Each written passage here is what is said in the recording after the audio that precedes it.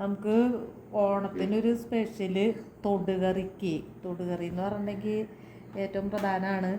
അപ്പോൾ ഉള്ളിത്തീയൽ ഉണ്ടാക്കാം എന്ന് വെച്ചാൽ തെക്കോട്ടൊക്കെ ഉള്ളിത്തീയൽ ഭയങ്കര ഇഷ്ടമുള്ളൊരു സംഭവമാണ്.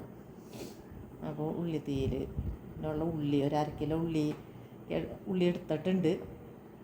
അത് മുഴുവനൊന്നും വേണ്ടി വരില്ല. കുറച്ച് തൊടുകറിക്കാവുമ്പോൾ ഇത് വരട്ടി നന്നായിട്ട് ഇതാവുമ്പോൾ അത് പറയാം. ഇതിപ്പോൾ ഞാൻ ഉള്ളി എടുത്ത് തൊണ്ട് കളഞ്ഞ് കഴുകി എടുത്തേക്കാണ്. ഞാൻ വെച്ചിട്ട് നൈസായിട്ട് അരിയണം. ഇതിപ്പോൾ ഞാൻ ഇത്തിരി അരിഞ്ഞതാണിത്. ഇങ്ങനെ ഇതേപോലെ നൈസായിട്ട് അരിയണം. ഇത് ആവശ്യമായ ഉള്ളി അതിപ്പോൾ ഓരോരുത്തർക്കും എത്രത്തോളം വേണം വെച്ചാൽ വീടുകളിൽ അംഗസംഖ്യകൾ കൂടുതലുണ്ടെങ്കിൽ അപ്പോൾ അതനുസരിച്ച് എടുക്കാം. പിന്നെ ഇത് ഉണ്ടാവും ഒരു 1/2 കിലോ ഉള്ളിയൊന്നും വേണ്ടി വരില്ല.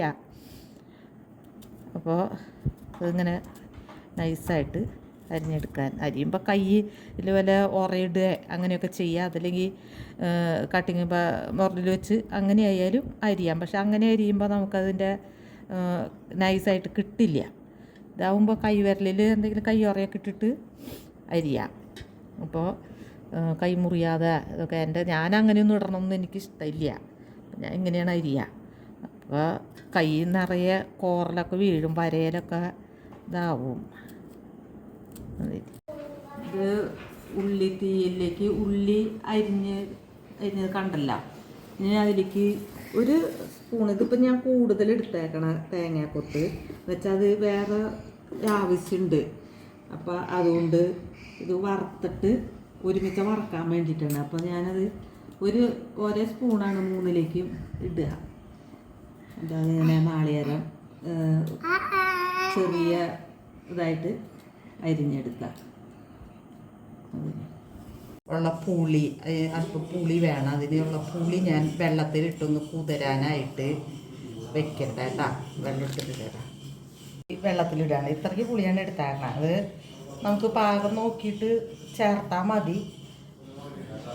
പുളി ഞാൻ ഇപ്പോൾ ഇത്രയ്ക്ക് വെള്ളത്തിലിട്ടിട്ടുണ്ട്, കുതിരണ്ടേന്ന്. ഇത്രയ്ക്ക് വേണ്ട.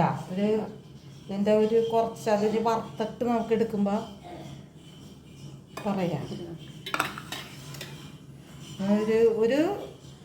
ഒരു സ്പൂണ് എടുത്താൽ മതി. ഇതിന്ന് വറുത്തിട്ട് ഞാൻ വറക്കട്ടെ. എന്നിട്ട് ഒരു സ്പൂണ് നാളികേരം ഇതിങ്ങനെയാണ് അരിഞ്ഞ് എടുക്കുക. നമ്മൾ പായസത്തിലേക്കൊക്കെ അരിയണ പോലെ. ആദ്യം നാളികേരം അരിഞ്ഞത് വറുത്തെടുക്കാം. അതിന് അല്പം വെളിച്ചെണ്ണ ഒഴിച്ചു.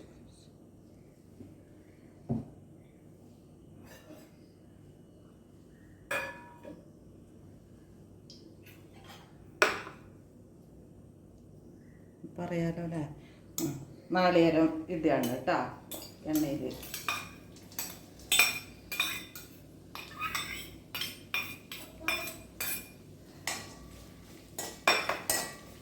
വറുത്ത് നന്നായിട്ട് ചുമന്ന കളറ് വരണം.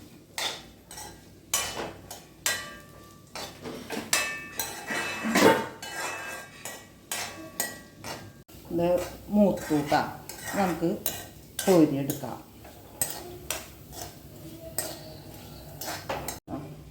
നമ്മൾ കോരിയെടുക്കുകയാണ്. ഇത്രയ്ക്ക് മൂത്താൽ മതി, അല്ലെങ്കിൽ കരിച്ചൽ ഇതായിട്ട് വരും. ഇനി അല്പം കൂടി വെളിച്ചെണ്ണ പറയട്ടെ. വെളിച്ചെണ്ണ ഒഴിച്ചിട്ട് നമുക്ക് ആ ഉള്ളിനെ എണ്ണയിട്ട് വറുത്തെടുക്കാം. ഉള്ളിയൊന്ന് നന്നായിട്ട് ചുമന്ന്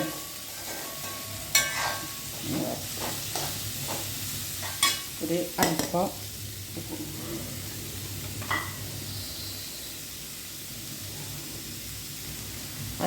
ഉപ്പിട്ട് കൊടുക്കാം. അപ്പോൾ ഉള്ളി വേഗം ഒന്ന് വഴങ്ങി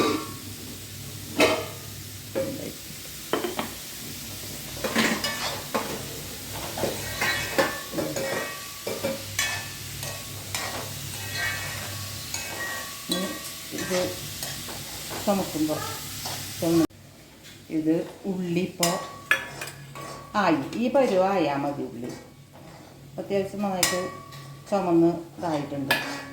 ഇത് എണ്ണയൊക്കെ ഇത്തിരി കൂടുതൽ ഇതാവണ കാര്യമാണ്. അത് തൊടുകറിയാണല്ലോ, അപ്പോൾ അതുകൊണ്ട് കുഴപ്പമില്ല. എണ്ണ കുറച്ച് വാർന്ന് ഇതിലേക്ക് പോട്ടെ. ഇതെടുത്ത് പാത്രത്തിൽ മാറ്റി വയ്ക്കുക. ഇതിലേക്ക് മല്ലിപ്പൊടിയോ പച്ചമുളകിൻ്റെ ഒന്നും ആവശ്യമില്ല.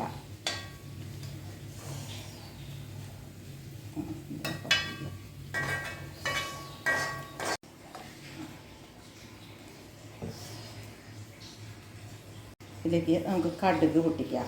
ഉള്ളി ഇതൊക്കെ വറുത്ത് കോരി വെച്ചു. ഇനി കടുക് പൊട്ടട്ടെ.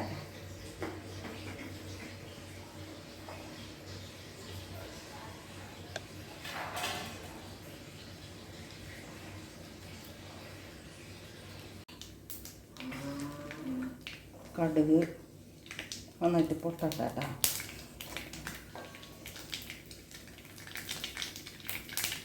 ഇതിലേക്ക് വറ്റൽമുളക് ഇട്ടു. വറ്റൽമുളക് നമ്മൾ തീയൊന്ന് പുറത്തേക്ക് കരിഞ്ഞു പോകും. കറിവേപ്പില,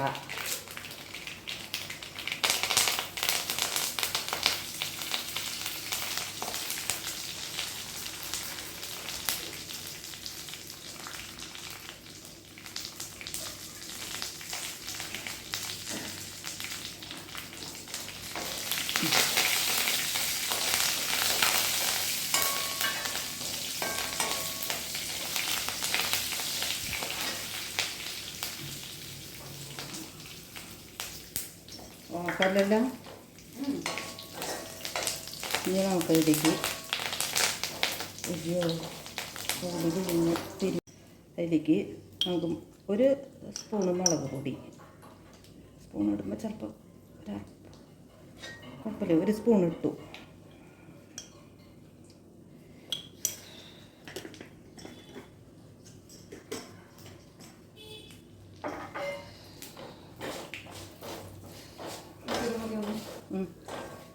അവിടെ വെക്ക്. അത് ഇട്ടിട്ട് നോക്കണ്ടല്ല. ഇനി മുളക് പൊടി മൂത്തു. ഇനി നമുക്കിതിലേക്ക് ആ വറുത്ത് വെച്ച ഉള്ളി ഇടാം.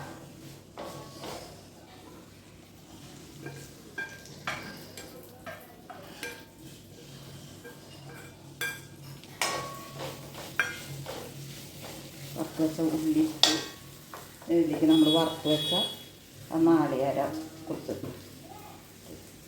ഇത് മതി.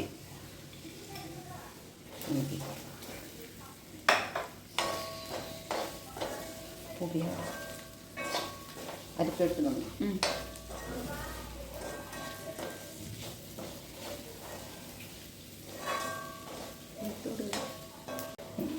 ഇങ്ങനത്തെ തൊടുകറി നിങ്ങൾ ആരെങ്കിലും ഉണ്ടോ?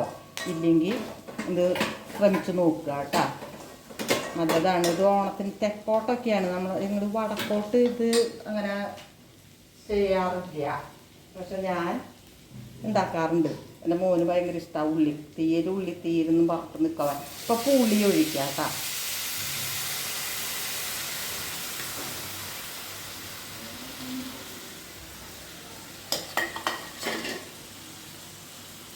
പുളിന്നൊക്കെ നോക്കിയിട്ട് നമുക്ക് ചേർത്തി കൊടുക്കാം.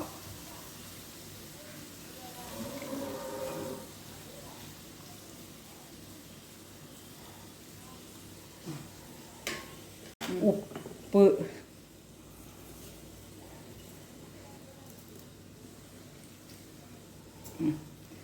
ഉപ്പ് ഉള്ളി വഴറ്റുമ്പോൾ ഇട്ടിട്ടുണ്ട് ഇത്തിരി. അപ്പം അത് നോക്കിയിട്ട് വേണം ഇടാൻ. ഇത്തിരി കൂടി വെള്ളം, ശർക്കര എടുക്കണം.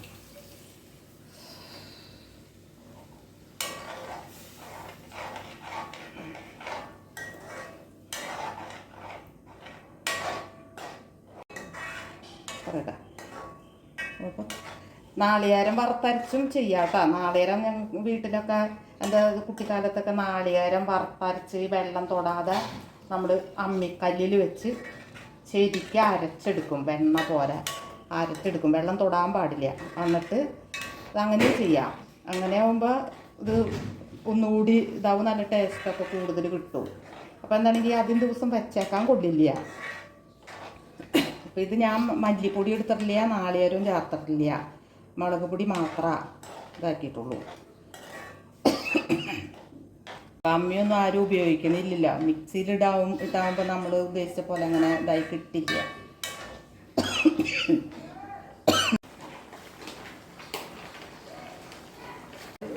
ഈ ഒരു വെല്ലം ഞാൻ പൊട്ടിച്ചെടുത്തതാണിത്. അത് ഒരു കഷ്ണം മുഴുവനും വേണ്ടി വരില്ല, നമ്മൾ മധുരമൊക്കെ നോക്കിയിട്ടാണ് ചേർക്കുള്ള. അത് നോക്കിയിട്ട് ചേർക്കാം. ഇതിന് പുളിയും എരിവും മധുരവും കൂടി. മഞ്ഞപ്പൊടി ഇടാൻ മറന്നുപോയി, സോറി കേട്ടോ. അതെ, ഒരല്പം മഞ്ഞപ്പൊടി ആയിരിക്കും. മഞ്ഞപ്പൊടി ഇട്ടില്ലെങ്കിൽ കുഴപ്പമില്ല.